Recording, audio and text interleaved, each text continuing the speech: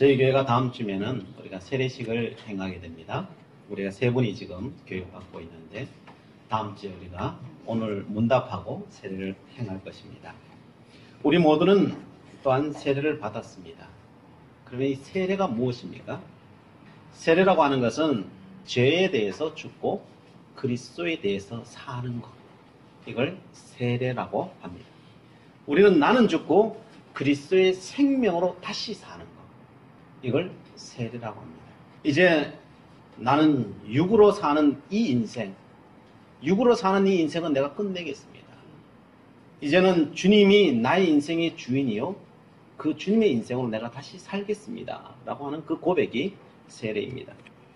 세상적인 세계관으로 내가 지금까지는 살아왔었는데 내가 이제까지는 살아왔던 그 세상적인 세계관을 버리고 이제는 주님의 눈으로 주님의 세계관으로 내가 이 땅을 살아가겠습니다 라고 고백하는 것이 바로 세례입니다. 우리가 세례를 받으면 우리는 더 이상 세상의 자녀가 아닙니다.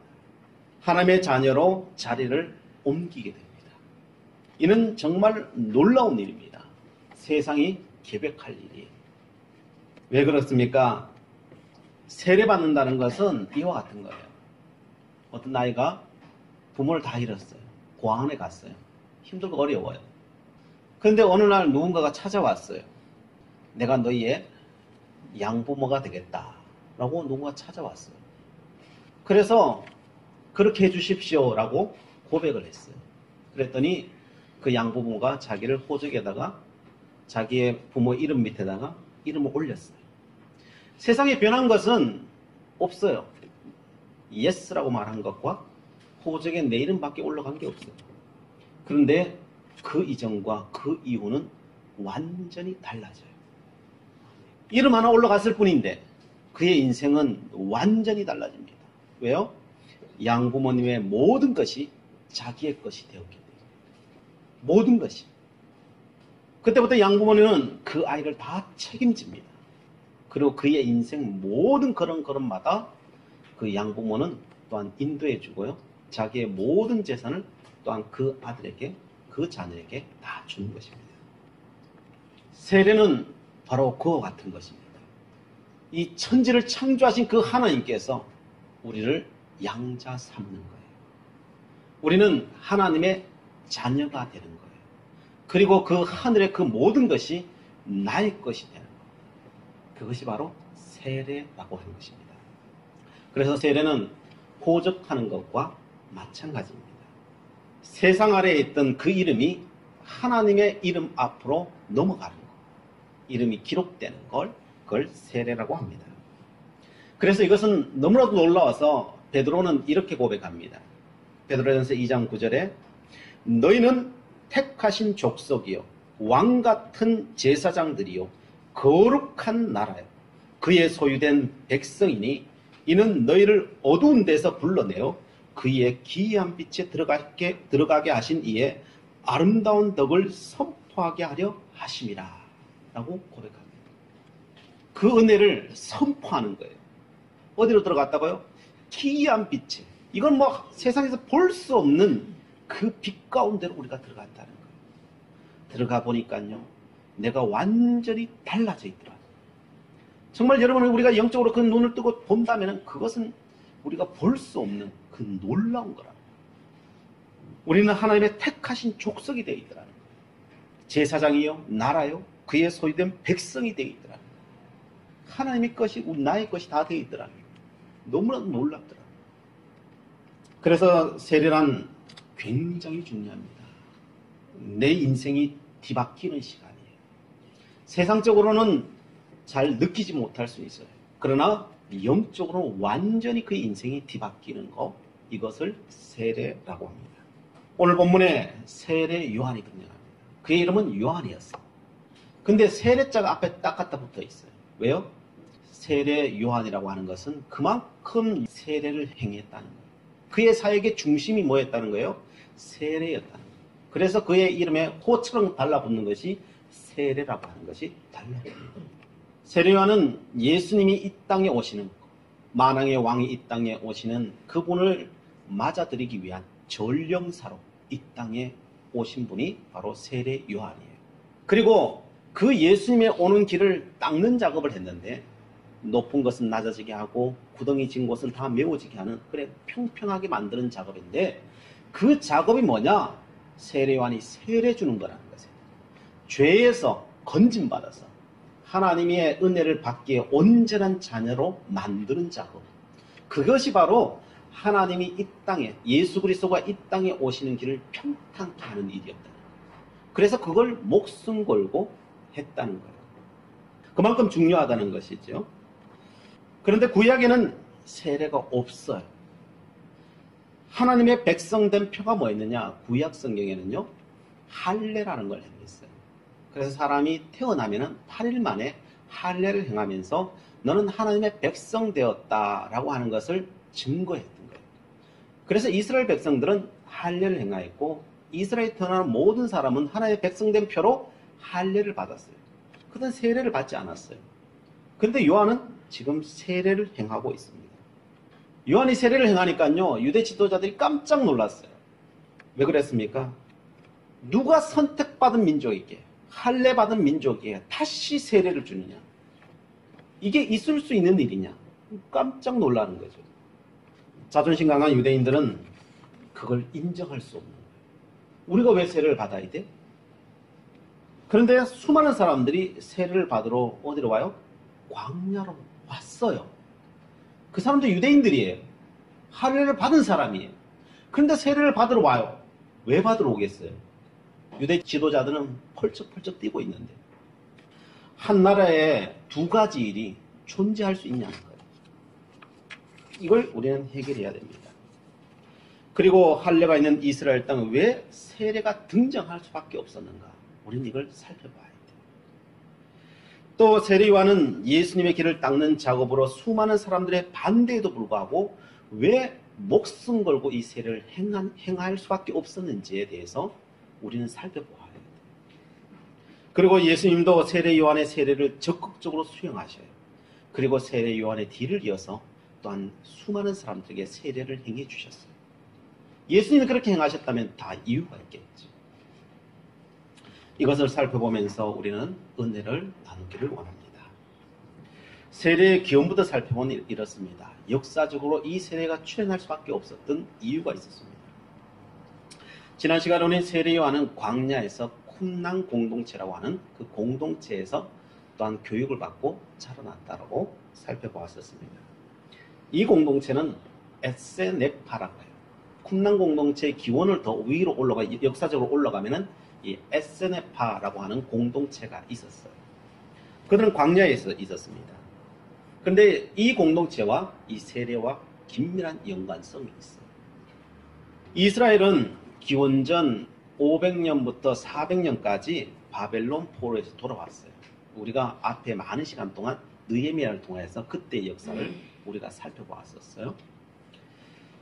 400년 BC 한 440년경까지 1차, 2차, 3차를 통해서 바벨론에서부터 돌아와서 나라를 건국을 해요. 성전을 짓고 나라를 다시 새롭게 해요. 근데 이게 얼마 가지 못해요. 사람들이 타락하기 시작하는 거예요. 이게 다시 세워놓으면 타락해요, 사람은. 죄악의 길로 걸어가요. 그러자 BC 300년경에 와서는요, 알렉산더가 세상을 정복하는데 그 정복의 중심에 또 누가 있었냐? 타락한 그 유대 땅이 있었어요. 그래서 심판당할 수밖에 없었어요. 그리고 난 뒤에 알렉산더가 죽고 난 뒤에 그 나라는 4개의 나라로 쪼개어져요. 그러면 서로가 이 나라를 차지하기 위해서 싸움이 일어나게 됩니다. 그 중에 안티오쿠스 4세가 등장합니다.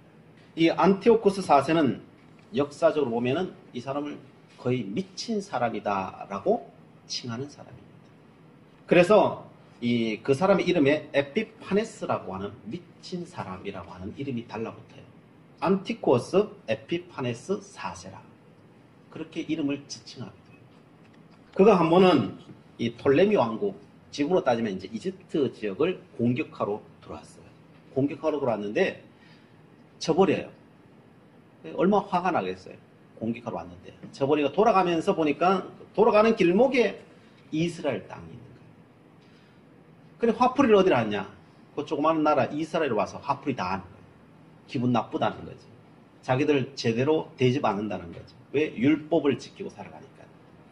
하나님을 존중하며 살아가는 백성이다 보니까 이들에 대해서 하나님보다 더 앞세우지 않으니까 기분 나쁜 거죠.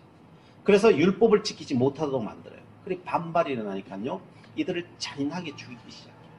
그때 죽은 사람의 수가 얼마냐? 400만 명이 죽어요. 어마어마한 거죠. 400만 명이나 되는 그 수많은 사람들이 그 잔인하게 죽어나가기 시작해요. 그러자 사람들이 그 죽음 앞에서 일어나는 사람이 있었어요. 이제 마따디아라고 하는 가문이 일어나요.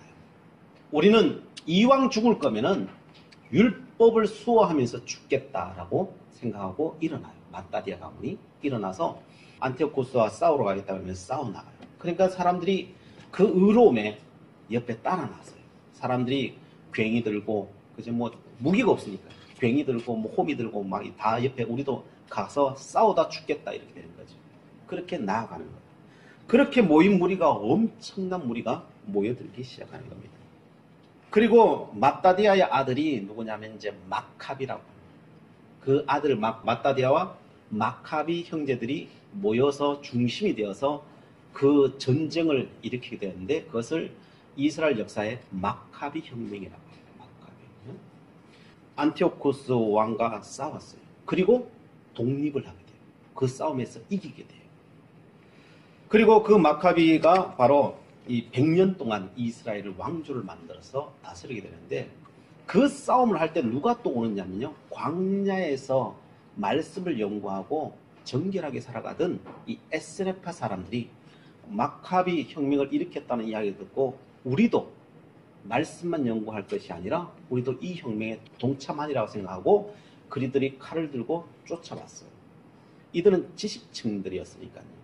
그 모든 혁명의 중심적인 역할을 감당해요. 그리고 독립을 이루어내는 거예요. 100년 동안 그 나라를 지속할 수 있게 되었던 것입니다. 그리고 난 뒤에 이 왕조를 만들고 난 뒤에 이 에스네파 사람들은 또한 주요한 요직에 있으면서 말씀을 가르치는 자리에 서게 돼 있었어요. 근데 문제는 그 이후에요. 100년 동안 이 왕국이 이루어진 뒤에 이들은 점점 시간이 가면 갈수록 타락하기 시작합니다. 인간은 이 타락과 또 경건으로 돌아오는 길이 반복이에요. 왕조가 세워지고 다시 타락하기 시작하니까 에스네파 안에서 문제가 생기기 시작했어요. 우리는 이 타락을 더 이상 볼 수가 없다. 그렇게 해서 뛰쳐나간 사람들이 있어요. 우리는 다시 광야로 돌아가겠다. 그래서 쿰랑 공동체를 만들어요. 그들이 나가서 광야에서 쿰랑 공동체를 만들고 또한 한 부류는 아니다. 우리가 이 죄악된 곳에서 떠나가는 것이 다가 아니다. 우리 해봤지 않냐. 다가 아니다. 우리가 남아서 이 죄악된 속에서 우리가 말씀을 저들에게 온전히 가르쳐야 된다라고 하는 사람들이 생겨났어요. 그 생겨난 사람들의 그 이름이 뭐냐면은 바리새인들이. 그래서 바리새인들이 그 정신에 있어서는 굉장히 훌륭한 사람들. 그 시작과 정신에 있어서는 나중에 형식주의에 다시 또 그들조차도 빠져서 문제 있지만은 그렇게 생겨난 사람이 바로 바리새인들입니다. 그때가 바로 한 BC 한 60년에서 70년 이 경이었습니다. 세례요한이 바로 이 에스네파 쿰랑 공동체에서 생활하게 되었던 것이죠. 세례요한은 이 광야에서 무엇을 배웠겠습니까? 바로 이 역사적인 이 역사 속에서 그들이 지키고자 하는 것들, 그것을 세례요한이 또한 배우지 않았겠습니까? 예루살렘에는 하나님의 백성이라고 말을 하면서도 말씀대로 살아가지 않는 저들의 그 모습에 환멸을 느낀 것이죠. 할례가 이제는 형식이 되어버렸습니다. 할례가 도리어 저들을 안일하게 만들어버려요. 도리어 할례가 세속화되어 가서 이스라엘에게 면죄부를 준 것이 되어버린 거예요. 할례를 받았으니 하나님의 자녀이니 우리에게는 심판이 없다. 우리는 아무렇게라도 살아도 괜찮다라고 하는 생각이 그들의 마음속에, 그 생각 속에 들어오기 시작하는 거예요. 그래서 사람들은 자기 멋대로, 자기 욕심대로 살아가면서도 별 죄의식을 느끼지 못하고 살아가는 거예요. 여기서 반발하여서 생겨난 것이 바로 세례예요. 분명히 할례는 하나님의 백성되고 하나님의 백성으로 살아가는데 시작되는 그 시발점이 되는데 이 할례가 더 이상 할례로서의 기능을 못하는 거예요. 세례는 무엇이냐? 본래 세례가 구약으로부터 없었던 거냐? 없었던 건 아니에요. 이 세례의 본래 역할은 뭐냐면은 이방인들이 유대교로 개종할 때 세례를 행했어요. 그래서 유대인이 다시 하나님을 믿는 표로서에는 할례를 행했었고, 이방인들이 나도 하나님 믿겠습니다 라고 들어오게 되면은 그때 세례를 행해서 이방인의 하나님의 백성 되었다는 그 표로 세례를 행했던 거예요. 그래서 성경에는 나타나 있지 않아요. 그러나 유대 전통 가운데는 그것이 계속 명맥을 이어져 내려오고 있었던 것입니다. 유대인들은 이 모습을 보고 어떻게 생각했겠습니까? 종교 지도자들은 절대로 이것을 받아들일 수가 없었어요. 할례를 받았는데 세례를 다시 받는다는 것은 유대인이 하나님께 선택받은 선민이라고 하는 것을 부정하는 것이 되어버리기 때문에 유대 종교 지도자들은 이것을 지적하며 세례 요한을 계속 공격하는 거예요. 그것은 옳지 않다라고 공격하는 것이죠. 그러나 세례 요한은 여기에 포기하지 않아요. 세례가 주는 상징적이고 실질적인 의미가 너무나도 크기 때문에 이것은 결코 포기할 수 없는 거예요. 이스라엘을 새롭게 하는데 이제는 할례는 무용지물이 되어버렸어요. 그래서 새로운 할례가 필요한데 그것을 가지고 온 것이 바로 세례였던 것입니다. 유대 땅에 타락한 실상의 환멸을 느낀 사람들이 할례를 다 받았지만 그러나 다시 세례를 받기 위해서 광야로 사람들이 수없이 세례 요한 앞으로 달려오게 되었던 것이죠. 쿰난 공동체는 이 세례를 이렇게 적용했어요. 쿰난 공동체에 사람들이 들어오면요, 정회원이 될 수가 없어요. 처음부터 정회원이 될 수 없어요. 우리도 인터넷이나 뭐 카페에 가입하려면은 맨 처음에 가입하면은 뭐로부터 시작해요?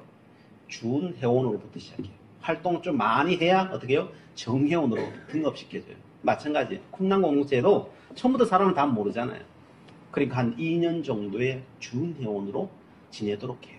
2년을 딱 지켜보고 아, 이 사람은 되겠다. 우리들의 제자로 받아들여도 되겠다라고 하면은 정회원으로 올려주는데 그 정회원으로 올려주는 조건이 뭐냐? 의식이 뭐냐? 이 세례를 행했던 거예요. 새로운 사람이 되었다라고 하는 증표로 세례를 행했던 겁니다. 그래서 이 세례 요한은 바로 이것을 가지고 들어온 거예요. 이제는 새로운 이스라엘, 새로운 민족, 새로운 공동체를 만들기를 원하는데 그 증표로 이 세례를 갖고 온 것이죠. 그래서 그것을 갖고 와서 세상들 앞에서 다시 선포하는 거예요. 우리가 다시 새롭게 되어야 된다. 이 민족이 다시 새롭게 되어야 된다. 그리고 하나님의 나라는 우리가 아는 이 선민에 묶여서 할례에 묶여서 죄악된 길로 걸어가는 것, 이것은 하나님께서 결단코 용서하지 않는 길이다. 우리가 새롭게 되지 못하면은 하나님께서 우리를 선택된 민족으로 사용하지 않는다는 거예요. 사실은 누구보다도 이것을 반대해야 될 사람이 누구겠어요? 사실 세례 요한이에요. 세례 요한은 본래 자기가 타고난 건 뭐예요? 그 근원은 제사장이에요. 제사장. 지금 누가 제일 반대해요? 제사장 그룹이 제일 반대해요. 그런데 그 개혁을 일으키는 사람이 누구예요? 제사장이 일으키고 세례 요한을 통해서 일으키고 있는 것을 우리는 보게 됩니다. 이것은 하나님 앞에 모든 사람이 평등함을 선포하는 거예요. 모든 인종과 신분과 그 어떤 것으로도 하나님 앞에 나오는 것을 방해할 수 없다는 거예요. 이것을 세례가 그 천병 역할을 감당하고 있는 것입니다. 세례 요한은 이 자기의 모든 사고관이 어릴 때 배웠던 그 모든 사고관이 다 변하면서 아, 하나님의 사람이 된다는 것은 우리가 생각하는 것처럼 조그만한 것이 아니고 하나님의 그 나라는 굉장히 넓은 것이구나. 유대인만 구원받는 것이 아니라 하나님의 역사하심 속에는 이방인도 온 우주도 다 포함되어 있는 것이구나. 하나님 앞에는 다 평등한 것이구나. 라고 하는 것을 쿰난 공동체에 가서 깨달은 거예요. 그것은 자기 그냥 지적으로만 깨달은 것이 아니라 나중에 오면은 성령 하나님께서 다 가르쳐 주시는 거예요. 가르쳐 주셔서 그 길을 걸어가는데 목숨 걸어놓고 걸어가는 거죠. 그러면서 뭘 행해요? 세례를 행하는 것입니다. 그래서 세례 요한은 광야로 나가서 모든 오는 사람, 누구든지 자기가 죄인이라 고백하는 사람들에게 세례를 행해줍니다. 구원은 아브라함 자손이기 때문에 받는 것이 아니라 인종과 성별과 신분을 떠나 자신이 죄인임을 고백하고 하나님의 말씀 앞에 순종한 사람이 받을 수 있다고 선포해 주는 거예요. 유대인의 우월성을 말하는 유대 종교 지도자들에게는 모든 만민이 하나님 앞에 평등함을 선포하는 것은 그 당시 사람에게는요, 그의 천지가 계획하는 일이었어요. 자기들만 구원받는 존재로 알고 있었는데 그게 아니라는 거예요. 하나님은 온 백성의 하나님이시라는 것을 선포해 주는 것입니다. 이것은 사람의 생각에 의해서 만들어진 것이 아닙니다. 성령 하나님께서 세례 요한을 붙드시고 인도하셔서 이 모든 것을 알게 주신 것입니다. 7절에 이렇게 말합니다. 그가 전파하여 이르되 나보다 능력 많으신 이가 내 뒤에 오시나니 나는 굽혀 그 신발끈을 풀기도 감당하지 못하겠노라. 아직 예수님 나타나지도 않았어요. 근데 성령 하나님께서 일러주시는 것이죠. 너 성령 세례를 행해라.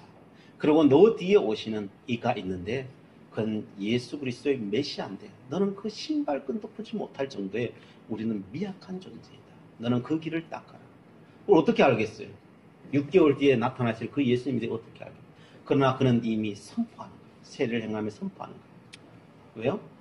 성령 하나님으로부터 다 들었기 때문에 자기가 해야 될 역할이 무엇인지 알았기 때문이죠. 그래서 그는 자기가 갖고 있던 모든 것들을 예수님에게 넘겨줄 수 있는 사람이 되었던 거죠. 그래서 여자가 낳은 자 중에 가장 위대한 자로 평가를 들을 수밖에 없었던 이유는 바로 그가 성령의 사람이었기 때문인 것입니다.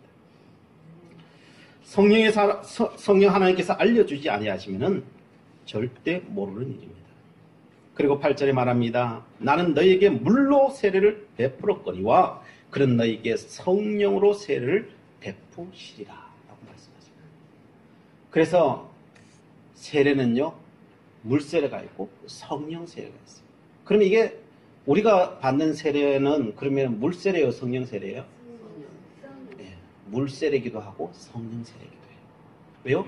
예수 그리스도가 온 이후에 받는 모든 세례는 물세례와 성령 세례가 동시에 이루어져요.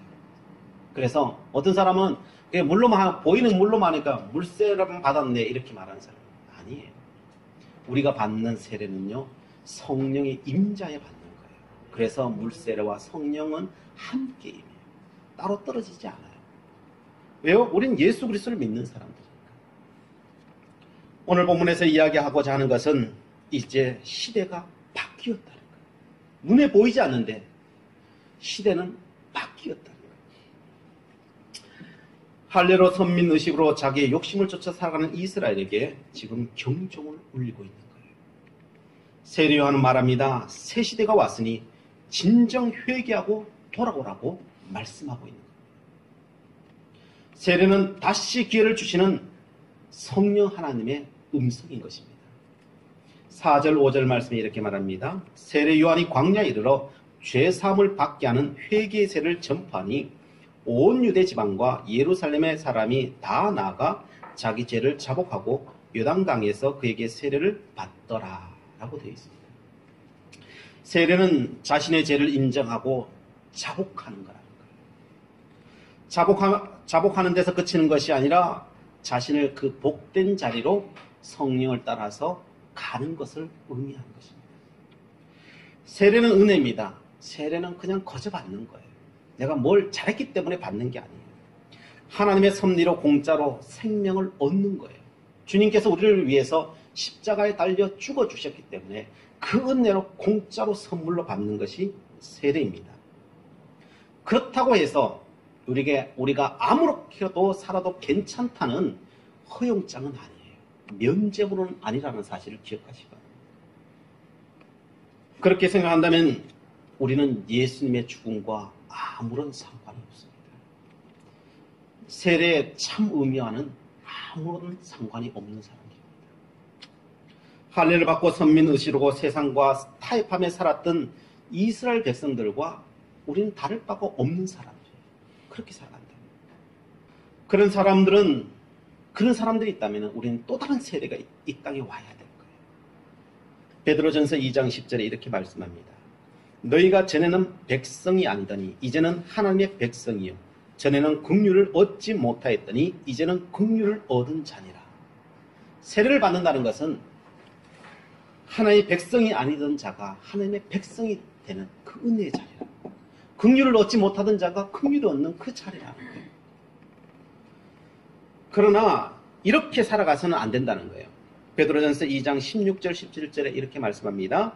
너희는 자유가 있으나 그 자유로 악을 가리는 데는 쓰지 말고 오직 하나님의 종과 같이 하라. 무사람을 공경하며 형제를 사랑하며 하나님을 두려워하며 왕을 존대하라 라고 말씀합니다. 세례를 받는다는 것은 주님의 종이 되는 거라는 거예요. 주님의 종은 뭘 해야 되냐? 세례를 받았으면 뭘 해야 되느냐? 무사람을 공경해야 된다는 거예요. 형제를 사랑해야 된다는 거예요. 하나님을 두려워할 줄 알아야 된다는 거예요. 왕을, 임금을 존대할 수 있는 사람이 되어야 된다는 거예요. 이것이 세례의 진정한 의미라는 거예요. 누가복음 3장에 사람들이 세례 요한에게 옵니다. 세례를 받습니다. 그리고 세례 요한에게 질문을 던집니다. 이제 우리가 세례를 받았는데 어떻게 살아야 됩니까? 세례 받은 자로의 삶을 어떻게 살아야 됩니까? 라고 묻습니다. 그러자 세례 요한은 이렇게 말합니다. 누가복음 3장 11절부터 14절까지 옷 두 벌 있는 자는 옷 없는 자에게 나누어질 것이요 먹을 것이 있는 자도 그렇게 할 것이니라 하고 세리들도 세례를 받고자 하여 와서 이르되 선생이여 우리는 무엇을 하리까 하며 이르되 부과된 것 외에는 거두지 말라 하고 군인들도 물으되 우리는 무엇을 하리까 하며 이르되 사람에게서 강탈하지 말며 거짓으로 고발하지 말고 받는 금료를 족한 줄로 알라 하니라 라고 말하고 있습니다. 세례의 진정한 의미는 예수 믿고 천국 가는 거 이것으로 다 되는 게 아니라 정말 내가 예수 믿는다는 것은요 세례를 받는다는 것은요 그거는 그 출발점일 뿐이에요. 살아가야 돼요. 예수 믿는 자로서의 삶을 살아가야 돼요. 이 땅에 천국을 이루는 자의 삶으로 우리의 자유를 가지고 그 길을 걸어가라는 거예요. 그러나 분명히 짚고 넘어가야 될 것이 있습니다. 그렇다고 기독교가 윤리 도덕을 포함하고 있는 것이지 윤리 도덕은 아니라는 것을 기억하십시오. 우리는 정의와 공의를 실천하는데 하나님의 나라의 덕목이지만 하나님의 나라는 정의와 공의다. 하나님의 나라의 세계관은 우리가 측량할 수는 없습니다. 왜 그래요? 정의와 공의가 있지만요 하나님은요 사랑을 이야기하십니다. 여러분 정의와 공의에 사랑이 같이 있을 수 있어요? 이게? 힘들어요. 우리는요. 힘들어요.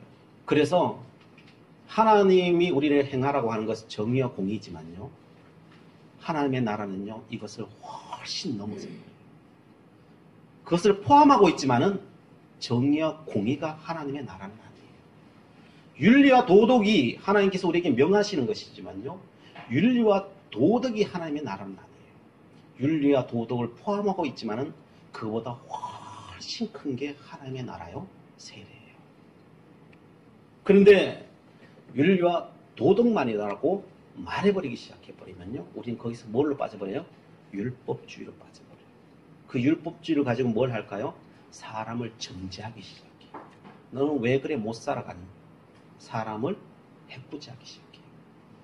그래서 성경에서는 끊임없이 율법주의에 대해서 반대하고 있어요.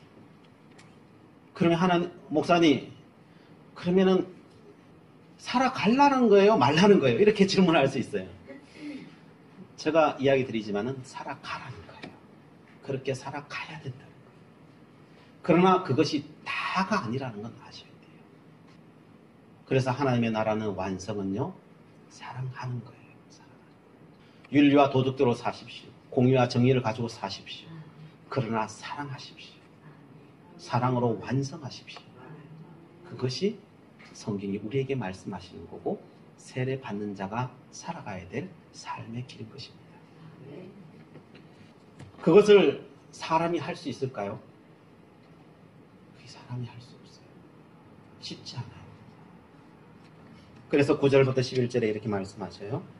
곧 그때 예수께서 갈릴리 나사렛으로부터 와서 요단강에서 요한에게 세례를 받으시고 곧 물에서 올라오실새 하늘이 갈라짐과 성령이 비둘기같이 자기에 내려오심을 보시더니 하늘부터 소리가 나기를 너는 내 사랑하는 아들이라 내가 너를 기뻐하노라 하시니라. 하나님 기뻐하시네. 뭐가 내리면서요? 성령이 임하시면서. 우리가 하나님의 길을 걸어갈 수 있는 것은 내 힘으로 걸어갈 수가 없어요. 예수님께서 그 공생의 기간을 인간의 몸을 입고 걸어갈 수 있었던 것은 한 가지예요.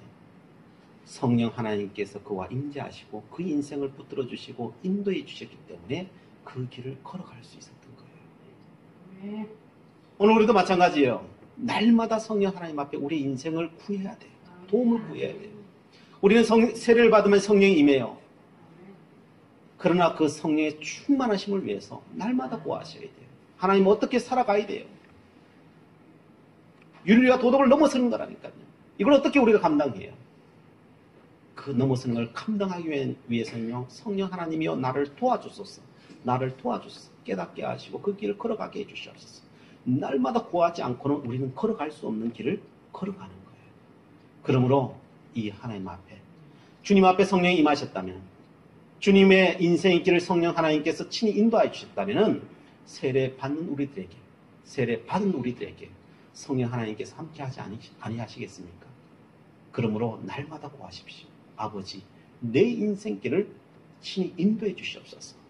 여러분들이 구하고 찾고 나아간다면 하나님께서 반드시 우리에게 복된 길로 인도해 주시리라 믿습니다. 기도하시겠습니다.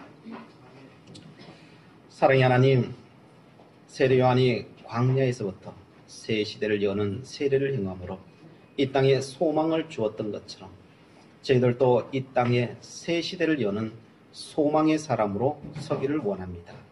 세례의 참 뜻을 다시 새기게 하시고 죄악에서 떠나서 서로 사랑하며 하나님께 소망을 두며 살아가는 저희들 되기를 원합니다. 친히 인도하여 주옵소서. 예수 그리스도의 이름으로 기도드리옵나이다. 아멘.